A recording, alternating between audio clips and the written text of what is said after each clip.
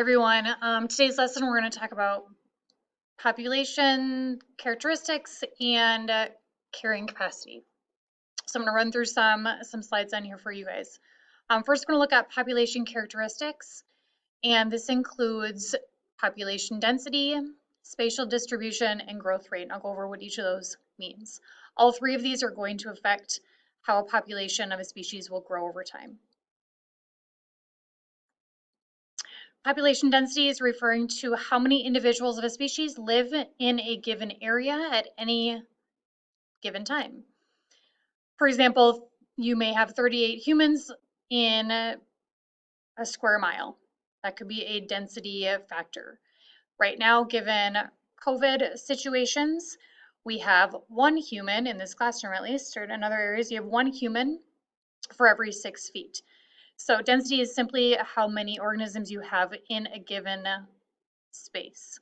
If you look at the human population density over here by county, and the key we'll show you down here, red is the most densely populated areas, all the way down to that light yellow being the least densely populated areas. If you look at your big cities, that makes sense, right? So San Diego, over here, California, San Francisco, your East Coast larger cities, Florida's got some, Minneapolis, of course, is a higher density city as well.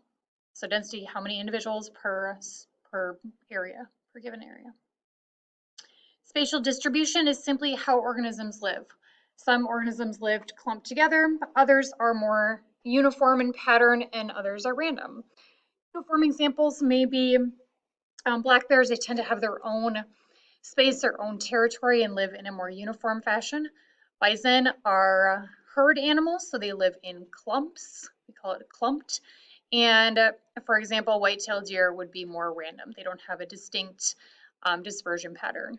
So dispersion is just the spacing of how organisms live in a certain area. The dispersion pattern relies on some resources, such as how much food is in a given area, how much water, how much space, competition, predation, etc. That's dispersion. Carrying capacity, which is huge. You're going to hear a lot about carrying capacity. Carrying capacity is how many individuals a given area can support at any given time. So given the amount of food, space, water, oxygen, nutrients, that will determine how many individuals of a species can be supported by that area. I like this graphic here. It's showing population as being the water, and all of these other factors around this bucket being factors that can change the carrying capacity, whether that be a weather event, human development, losing habitat, old age. All these are going to affect the population of an area. Factors that are going to limit a population are really grouped into two categories: density independent factors and density dependent factors. Density independent factors are all of those things that do not depend on how many organisms live there. They are independent of the density of that given area. So these most likely are going to be your natural disasters, your fires, your floods, your droughts, things that we don't really control and have no tie or link to how many organisms are living in that given area, versus your density, but still can alter the population of that space.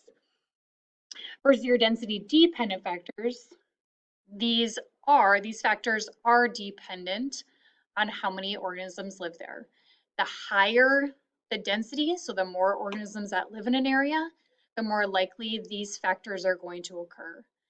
More predation, more disease, higher likelihood of parasites and competition as you increase the number of organisms in an area. As you increase the density, these density dependent factors will be affected. So density independent, natural disasters that have nothing to do with how many individuals live there. Your density dependent factors, this is influenced by how many organisms are there, how many individuals live there. The more individuals, the more likelihood of these dependent factors occurring and changing and altering the population.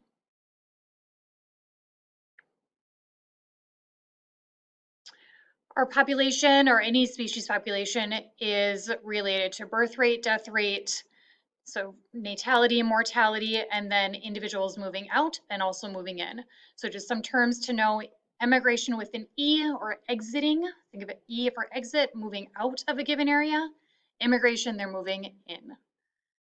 So again, factors that influence population growth rate are going to be these, using these terms to describe them. And lastly, a couple graphs that we use when we're dealing with populations: exponential growth versus logistic growth. Exponential growth is looking at time on the X here, population on the Y. The population here, you'll note, is just continuing to increase. So you'll see that nice, it's also called a J curve. This J curve indicates that population just continues to grow. Nothing is limiting its growth at the moment. So currently this population of whatever organism it is has enough food, space, water. Competition is not a huge issue. They just continue to increase their population. This is currently our human population. Our human population is just on the uptick. It continues to grow exponentially. Versus your logistic growth over here. This is an S curve, or logistic growth graph. This is showing a population that is increasing or has increased, but it's now leveling off and it's reaching that carrying capacity number.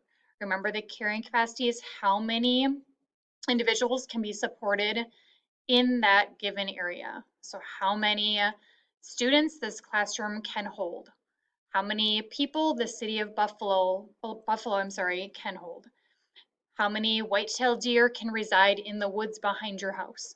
So it's just how many an area can support given the resources in that area. So it's going to reach that top, or that plateau, saying, all right, we've maxed out at this level. So those are the two graphs that go along with populations as well. Okay, hopefully that helps explain carrying capacity and some of the factors that affect populations. If not, or if you have questions, please feel free to ask your teachers. Thanks.